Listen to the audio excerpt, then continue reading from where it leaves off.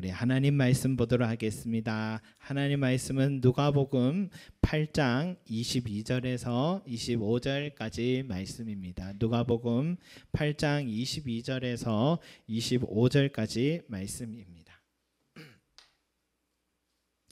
누가복음 8장 22절에서 25절까지 말씀.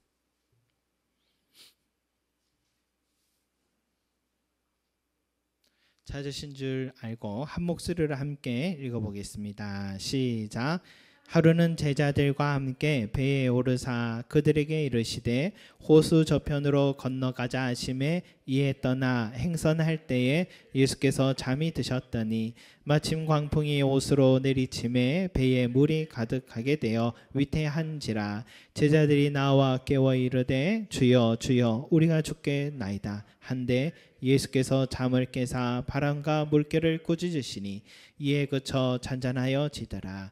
제자들에게 이르시되 너희 믿음이 어디 있느냐 하시니 그들이 두려워하고 놀랍게 여겨 서로 말하되 그가 누구이기에 바람과 물을 명하며 순종하는가 하더라. 아멘. 여러분, 예수님께서 바닷가에서 배를 타시고 많은 무리들과 거리두기를 하면서 두 가지 비유를 말씀하셨죠. 첫 번째 비유가 뭡니까? 씨 뿌리는 자의 비유. 두 번째 비유는 등불의 비유. 이렇게 말씀을 하셨습니다. 두 비유의 핵심은 무엇이라 했습니까? 말씀을 듣기만 하지 말고 순종하는 삶이 되어라. 이것이 비유의 핵심이었습니다. 우리 신명기 15장 5절과 6절 말씀을 보면 이런 말씀이 있어요. 내가 오늘 내게 내리는 그 명령을 다 지켜 행하면 내 하나님 여호와께서 내게 기업으로 주신 땅에서 내가 반드시 복을 받으리니 너희 중에 가난한 자가 없으리라. 내 하나님 여호와께서 내게 허락하신 대로 내게 복을 주시리니 내가 여러 나라에 꾸어 줄지라도 너는 꾸지 아니하겠고 내가 여러 나라를 통치할지라도 너는 통치를 당하지 아니하리라. 아멘. 이렇게 약속하셨습니다. 여러분, 말씀을 순종하는 생활을 하면 우리 하나님께서 나에게 복을 주셔서 꾸어 줄지라도 꾸지 않는 삶이 되게 하신다. 여러분, 우리도 살아가다 보면 꾸는 사람은 항상 꾸는 생활을 하게 되고 꾸어주는 사람은 늘 꾸어줄 만큼 늘 그 주머니에 넉넉하게 채워지는 그런 은혜가 있듯이 여러분, 우리는 늘 하나님께서 은혜 주셔야 될 줄 믿습니다. 하나님, 저의 인생이 꾸어주는 삶이 되게 해 주십시오. 이 손이 부끄럽지 않게 해 주십시오. 항상 기도하시 바랍니다. 그리고 어떤 복 주신다고요?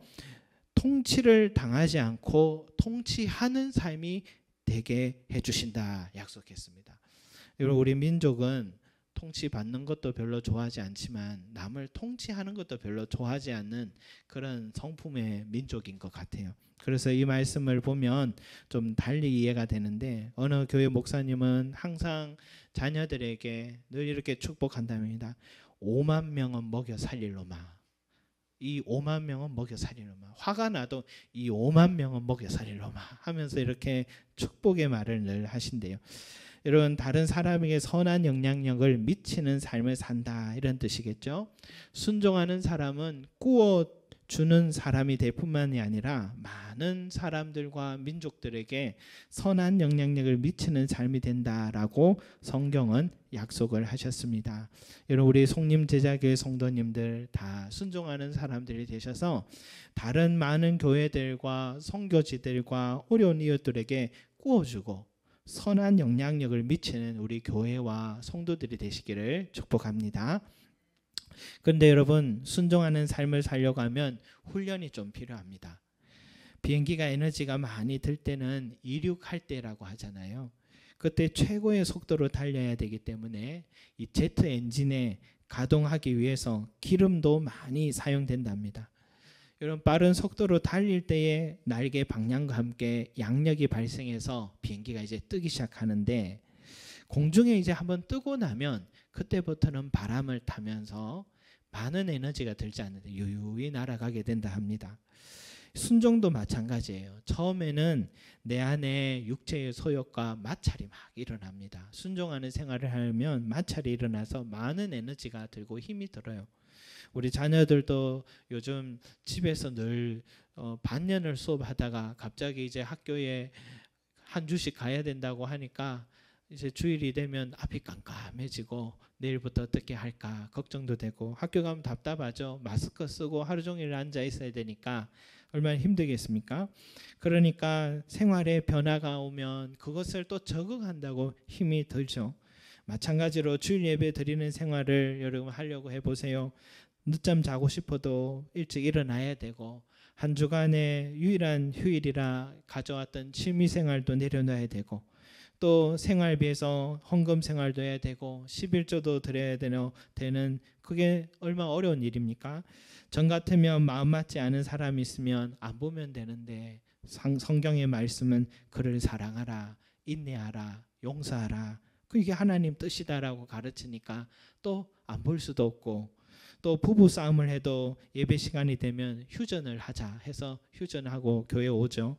또 예배 드리고 설교 듣다 보면은 용서해라, 사랑해라, 또 하나님 뜻이다 해서 이제 부부 싸움도 종전을 선언해야 되는 그런 일들이 있듯이, 술 마시지 마라, 담배 피우지 마라, 유흥업소 가지 마라, 건전하지 못한 것은 가지도 보지도 마라 라고 하는데, 뭐 말씀을 보면 내 몸은 거룩한 성전이다 해서 그게 아무리 즐거워도 우리 마음과 몸에 유익하지 못하고 이 성전을 더럽히는 것 같아서 또 절제하는 생활을 해야 되는, 이게 다 순종하는 생활이거든요.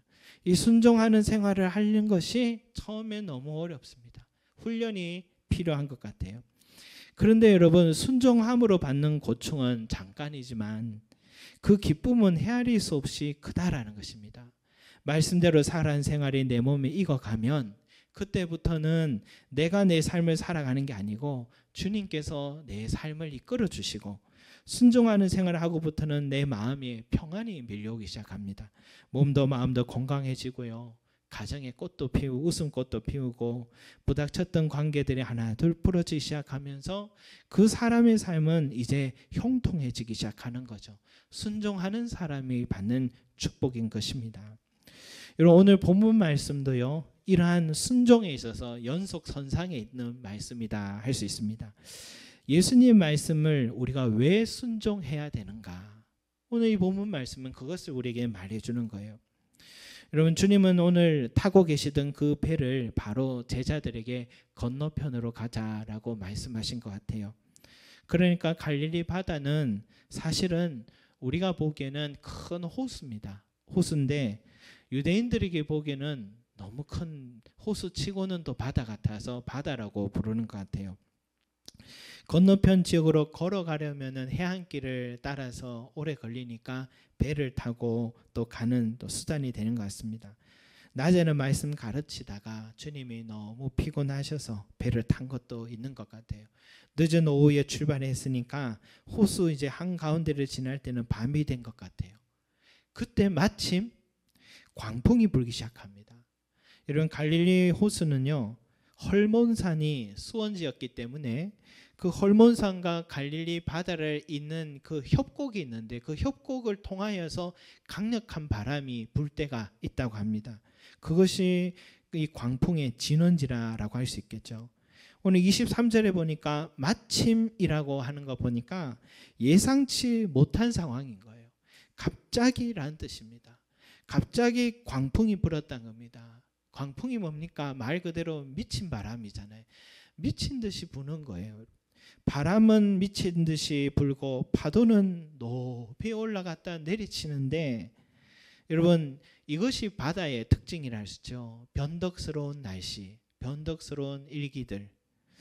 여러분, 작년 이맘때 같은데 쭈꾸미 배를 타고 만석부대에서 출발했는데, 그때는 새벽에 그저 부슬부슬 비가 내린 것 같아서 오전쯤이면 그치겠지 하고 바다를 향했고, 그 처음 타보는 배 낚시를 저도 경험을 해봤죠. 그래서 뭘 준비해야 되는지도 몰랐습니다. 그때는 11월이었던 것 같아요. 쌀쌀한 날씨였습니다.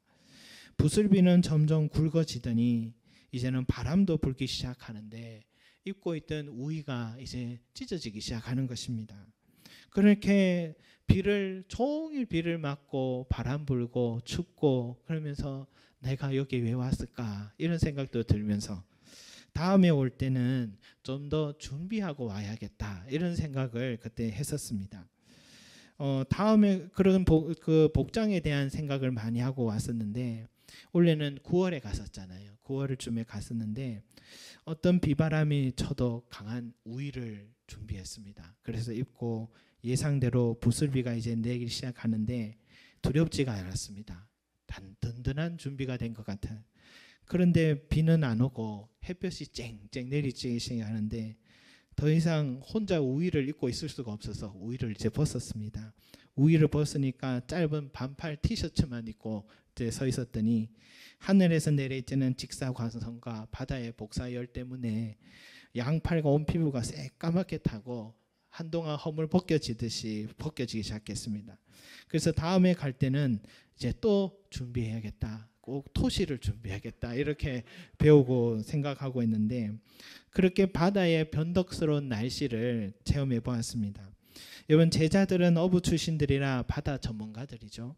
예수님께서 배를 타고 가자고 했을 때만 해도 하늘도 바다도 고요했을 거예요.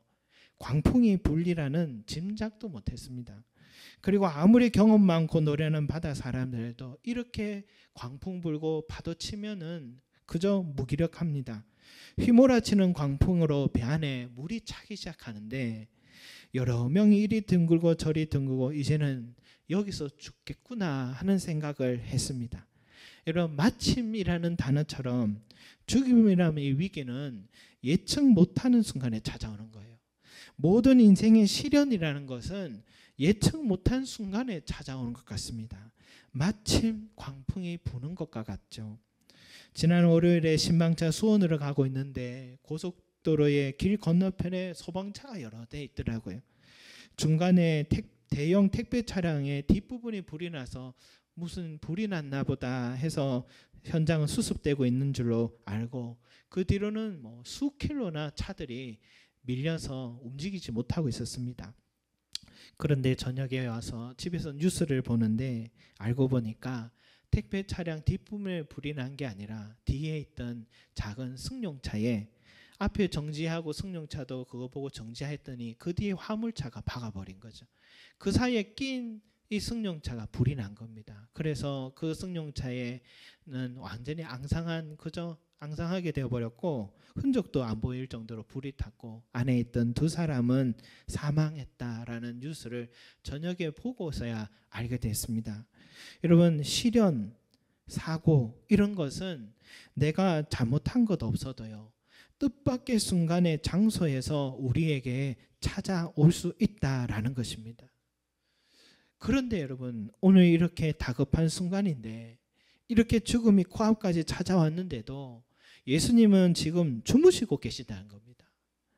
여러분 배 안에 물이 가득 찼다고 분명히 성경에 나오는데 물이 이 정도 찰 정도면 주무시기가 힘드시지 않을까 그런 생각도 들어요. 높은 파도에 그 작은 배가 그렇게 오르내렸으면 제자들이 흔들어 깨울 때까지 주무셨다면 도대체 주님은 얼마나 피곤하셨을까? 아니면은 제자들이 이럴 때 어떻게 하나 테스트 하려고 자는 척 하셨을까?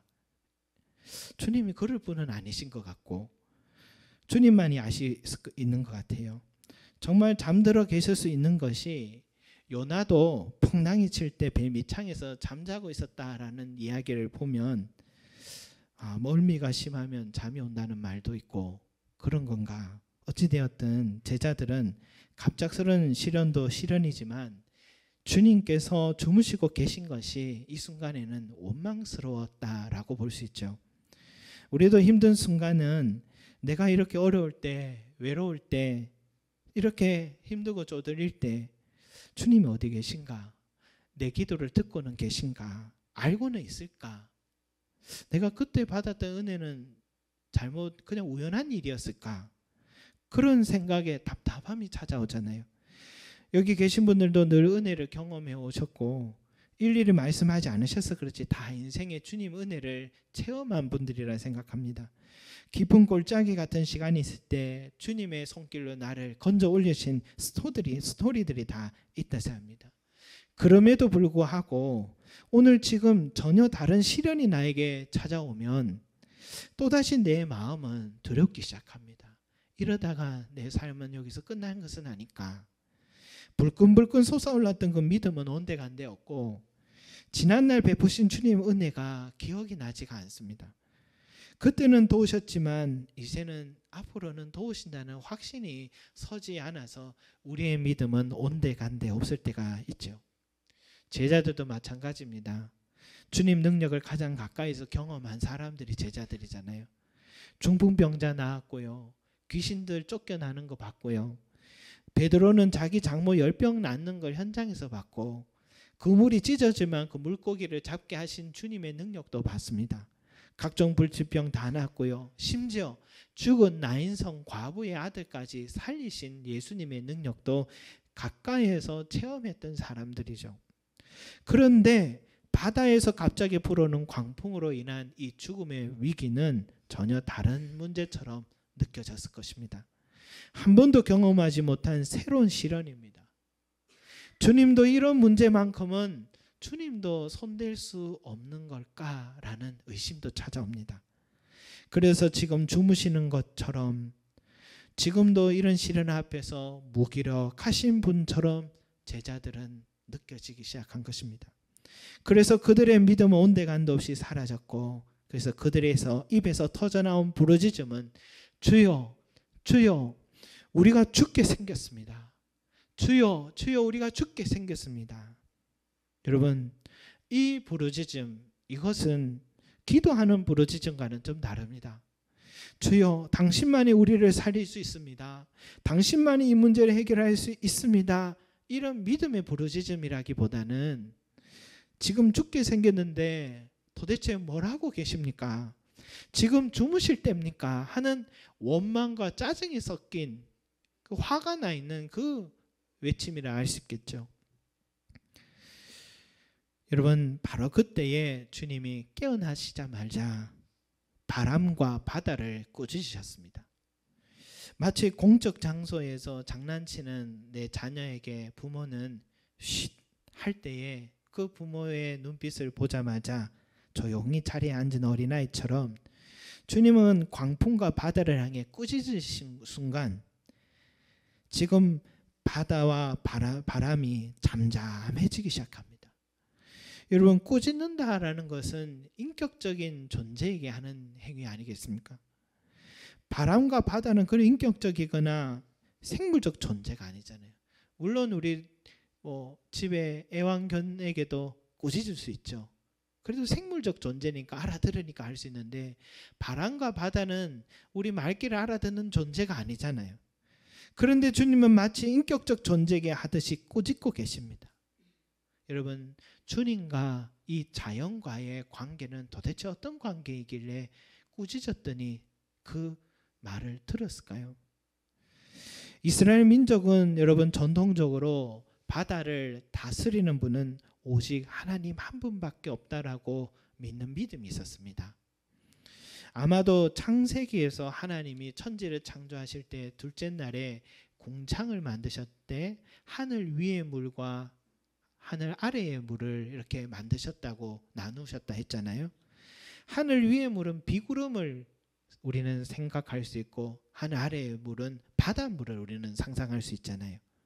그래서 이들은 바다에 만드신 분은 하나님이라고 믿습니다.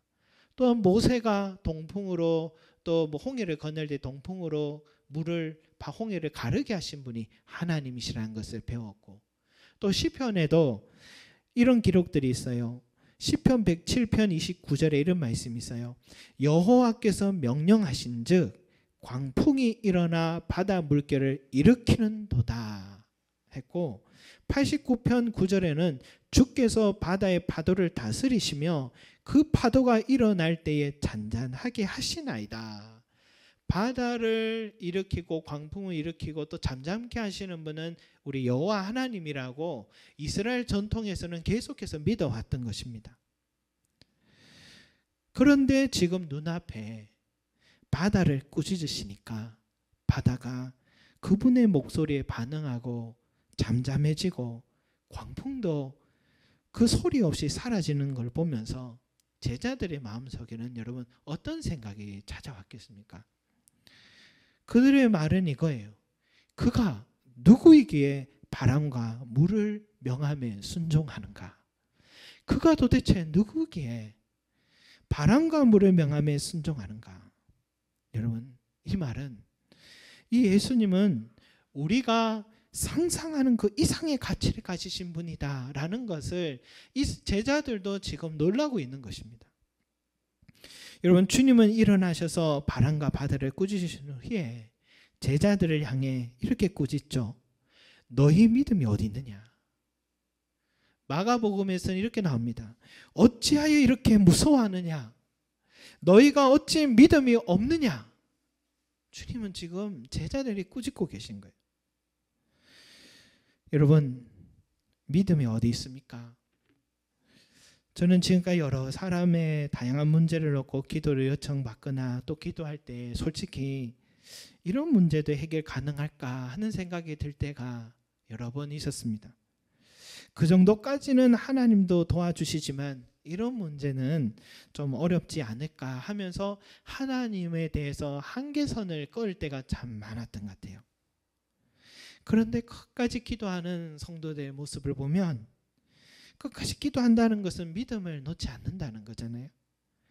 그런데 그 끝에 보면 참 열매가 맺으시 하는데 그 문제들 해결하시는 우리 하나님의 역사들을 보는데 그래서 이 생각 그 말씀이 있잖아요. 하나님의 우둔하심이 우리의 지혜로움보다 낫다라는 말씀처럼 우리는 도무지 생각할 수 없는 지혜로 문제를 해결해 가시는데요.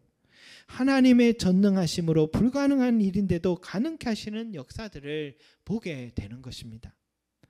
우리에게는 방법이 없고 길이 보이지 않아도 우리의 기도를 들으시는 하나님에게는 다 방법이 있고 계획이 있으셨다라는 것을 깨닫게 됩니다. 오늘 우리 성도님들 마음에 설명할 수 없는 기도의 제목들이 있으리라 생각합니다. 이걸 굳이 말하지 않은 것은 말한다고 될 일이 아니니까 그럴 수도 있다 생각합니다. 지금까지 기도했지만 마치 배 고물에 주무시고 계신 주님처럼 내 기도를 듣지 않으신 것 같아서 포기하고 싶은 심정에 계신 분도 있으리라 생각합니다. 지금까지 늘 은혜가 있었지만 지금 내 앞에 놓인 이 문제는 마치 나 혼자 해결해야 될 것 같은 마음의 두려움이 찾아오기도 합니다. 그런 저와 여러분들에게 오늘 주님이 물으십니다. 너의 믿음이 어디 있느냐? 너의 믿음이 어디 있느냐? 더 인간적으로 표현한다면 어찌하여 그렇게 무서워하느냐? 어찌하여 그렇게 믿음이 없느냐? 주님은 오늘 우리에게 꾸짖고 계신 것 같습니다. 내가 저 바다도 저 광풍도 꾸짖고 잠잠하게 한 것이 뭘 뜻하겠느냐? 내가 바로 창조주 하나님이시다. 우주 모든 만물을 만든 것도 나였고 그 우주가 법칙 속에서 지금까지 운영되게 한 것도 나였고 때론 법칙을 건너뛰면서까지 너희의 삶의 기적을 베푼 것도 바로 나였다. 너희의 삶이 지금까지 걸어온 것도 나의 도움이었고 너 홀로 있는 것 같아도 너 홀로 짐을 짊어져야 될 것 같아도 너를 고와 같이 버려두지 않겠다고 약속한 것도 나였다. 그러니 두려워하지 마라. 세상 끝날까지 내가 너와 함께 할 것이다. 너는 나를 향한 믿음의 손을 절대로 놓지 마라. 주님은 오늘 저와 여러분들에게 이 말씀을 하시며 꾸짖고 계신 것입니다. 사랑하는 성도 여러분, 우리가 왜 주님의 말씀을 순종해야 되는지 이제는 깨달아야 할 것입니다. 주님의 말씀 앞에 저 광풍도 저 바다도 순종했기 때문입니다. 그 말은 우주의 모든 만물의 주인이 우리 예수님이란 뜻입니다. 우리 인생의 생사화복을 주관하시는 분이 우리 예수님이란 것을 뜻하는 겁니다. 웬만해서는 내가 자존심이 있어서 남 앞에 머리 숙이지 않는 사람이라 하더라도 이런 주님 앞에서까지 자존심 내세울 필요는 없습니다. 주님은 우리가 머리를 숙이고 경배드리기에 충분한 자격을 갖고 계신 분입니다.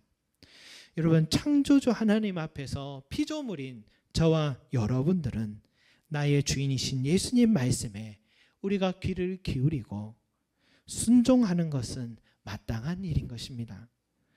그분만큼 나를 아시고 주님만큼 나를 사랑하시는 분이 세상에 없습니다. 주님만큼 신실하시고 주님만큼 영원한 분도 없습니다. 그래서 그분의 말씀은 진리입니다, 여러분. 그분의 말씀에 내 삶을 맡기면 여러분 실패하지 않습니다. 손해볼 일이 전혀 없습니다. 주님의 말씀에 순종하셔서 그 순종하는 자의 그 복을 누리는 저와 여러분이 되시 바랍니다. 마침 지금 갑자기 불어온 시련이 저와 여러분 삶 속에 있다 할지라도, 생각지 못한 문제가 찾아왔다 할지라도 여러분 두려워하지 마시 바랍니다. 주님이 함께 하시고 알고 계시고 일하고 계시고 여러분 끝까지 책임져 주실 것입니다. 이 믿음으로 담대하게 믿음이 어디 가지 않고 내 속에 든든하게 붙들어서 주님을 향해서 달려가는 저와 여러분이 되시기를 축복합니다. 아멘. 기도하겠습니다. 사랑과 은혜가 많으신 우리 아버지 하나님, 제자들도 많은 기적과 주님의 능력을 보았지만 죽음이라는 광풍과 또 높은 파도를 경험할 때에 갑작스럽게 찾아온 시련이 찾아왔을 때는 그들도 마음이 흔들렸고 믿음을 잃어버릴 때가 있었습니다. 그런 자들에게 주님께서 꾸짖으시며 너희 믿음이 어디 있느냐? 어찌하여 아직도 믿지 못하느냐? 라고 꾸짖으신 것처럼 오늘 우리의 모습이 그 제자들의 모습이 아닌지 돌아보게 하시고, 주여 지난날 주신 그 은혜를 잊어버렸고 오늘 내일에 대한 두려움으로 또 우리의 믿음의 씨앗이 빼앗기도록 내버려 둔 것은 아닌지 돌아보며 이 꾸짖음은 나를 향한 꾸짖음을 알고 다시 한번 믿음으로 서가게 하여 주시고 주님의 약속의 말씀을 끝까지 바라보고 내가 너희를 고와 같이 내버려 두지 않고 세상 끝날까지 너와 함께하리라 약속하신 말씀을 끝까지 붙들고 믿음대로 축복을 누리고 주님의 말씀은 진리임을 알고 그 말씀에 순종함으로 받는 복을 누리는 우리 귀한 성도들이 될 수 있게 도와주시옵소서. 창조주 하나님을 우리가 이렇게 경배할 수 있는 은혜 주심을 감사합니다. 창조주 하나님이 내 삶에 함께 해주심을 감사합니다. 주님을 든든히 의지하고 이제는 기뻐하며 살게 하여 주시고 항상 기뻐하며 달려가는 우리의 삶이 될 수 있게 은혜 다하여 주시옵소서. 감사드리며 예수 그리스도 이름으로 기도드립니다. 아멘. 성도 여러분, 우리 같이 찬송 우리 371장 우리 찬송 함께 드리도록 하겠습니다. 371장입니다. 371장.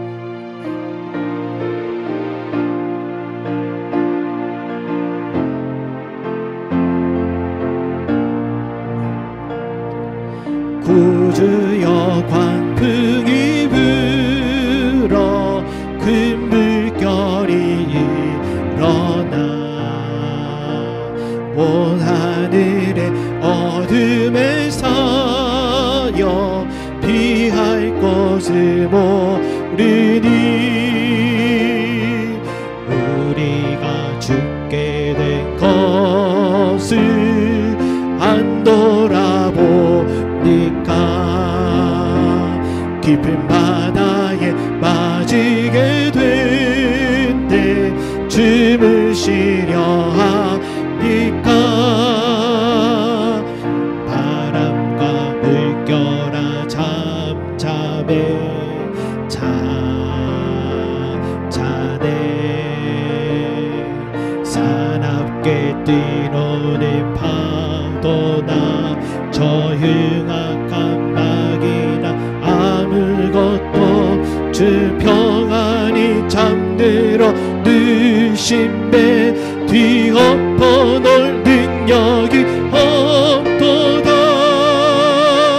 주의 슬픈 팔을 그치죠 잠잠해 잠잠해 주의 슬픈 팔을 그치죠 잠잠하라.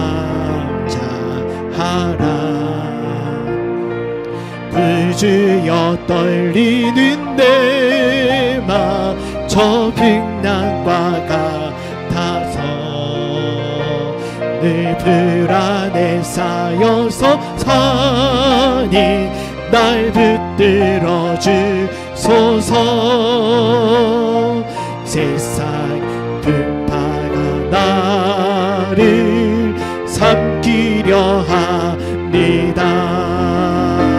지금 죽게 된 날 돌아보사 곧 구원해 주소서. 큰 바람과 물결아 잠잠해 잠잠해. 사납게 뛰노는 파도나 저 흉악한 막이나 아무것도 주 평안히 잠들어 누심배 뒤엎어놓을 능력이 없도다. 주 예수 품팔을 끄지저 잠잠해 잠잠해. 주 예수 품팔을 끄지저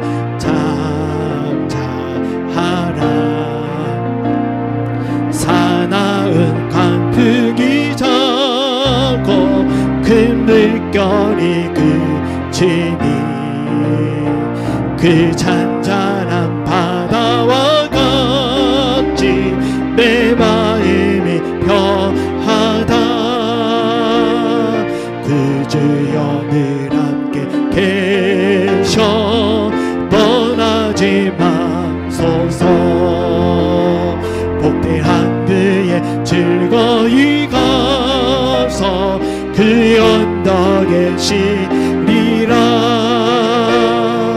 바람과 물결아 잠잠해 잠잠해. 사납게 뛰노는 파도나 저 흉악한 막이나 아무것도 주 평안히 잠들어 위심배 뒤엎어놓을 능력이 없도다.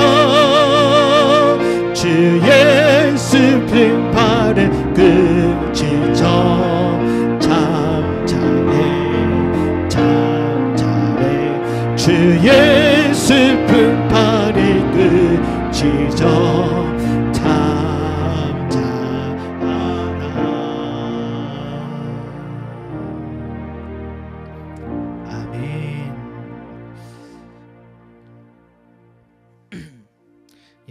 가사를 보니까 저 흉악한 막이나 아무것도 주 평안히 잠들어 누우신 배는 뒤엎어 놓을 능력이 없도다. 분명히 말씀하셨습니다. 여러분, 그 배는 바로 우리 마음인 줄 믿습니다. 우리 마음에 주님이 주무시는 것 같아 보여도, 우리의 기도가 더딘 것 같아도, 여러분, 우리의 삶은 주님이 함께 하시고 있는 우리의 삶이고, 그 배라면, 우리 마음이 그 배라면 우리는 그 누구도 우리의 삶을 뒤엎어 놓을 능력은 없는 줄 믿습니다. 오늘 이 시간 우리가 함께 기도드리겠습니다. 주여, 너희에게 믿음이 어디 있느냐 말씀하셨는데, 주여 이 믿음 다시 한번 굳건하게 붙들게 하여 주시고, 우리 모두가 믿음의 사람들이 되게 하여 주시며, 주님의 말씀이, 주님 말씀 앞에는 저 자연의 바다도 풍랑도 광풍도 잠잠하게 질 만큼 창조주 하나님의 말씀이시기에 진리시기에 우리는 그 말씀에 순종해야 된다는 것을 다시 한번 깨닫게 하셨사오니, 주여 이제는 이 말씀을 그저 어디 좋은 교훈의 책이나 문학책에 좋은 교훈으로 생각하지 말고, 이 말씀은 하나님의 입술에서 나온 생명의 말씀으로 믿고 순종하는 우리의 삶이 되게 하여 주셔서, 순종하는 자에게 주신다는 이 구워주는 복, 그리고 다른 이들을 통치할지라도 통치를 받지 않는다는 이런 복, 주여 우리 성도들 모두 다 누리게 하여 주시옵소서. 우리를 위하여서 함께 기도드리겠습니다. 기도합니다. 사랑과 은혜가 많으신 우리 아버지 하나님이여, 주님의 말씀에 우리도 아버지 하나님 순종하는 자들 되게 하여 주시옵소서.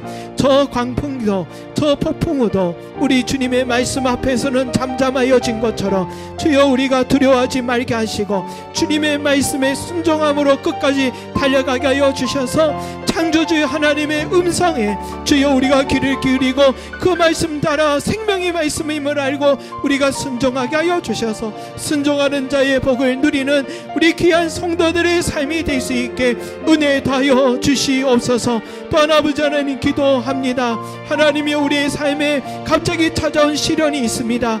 주여 생각지 못한 어려움이 있습니다. 그때 이 제자들과 같이 주여 우리 죽게 되었습니다. 이렇게 아버지 우리가 또한 우왕좌왕할 것이 아니라 끝까지 믿음으로 달려가는 자들이 되게 하여 주십시오.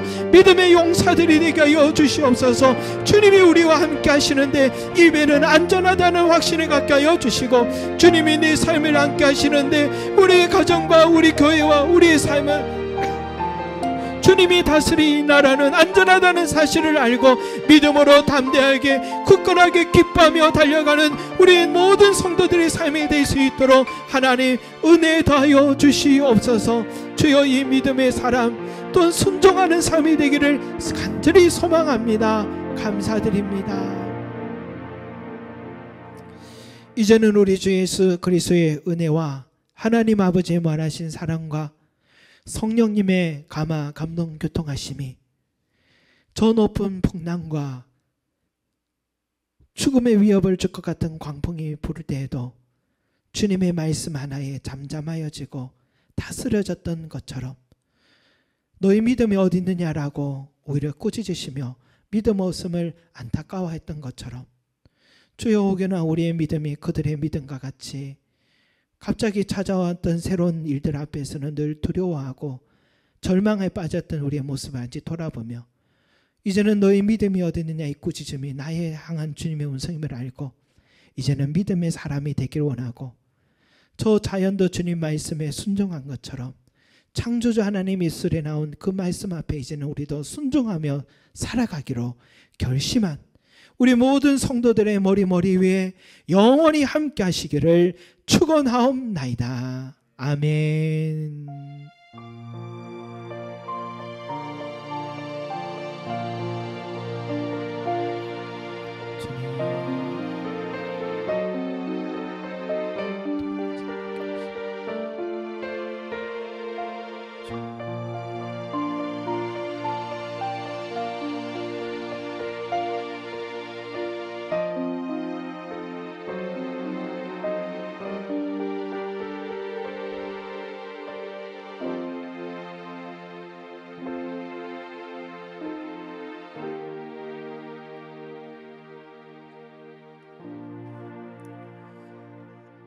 오늘 예배를 여기서 마치겠습니다. 이 한 주간도 믿음과 순종의 사람들이 되시기 바랍니다.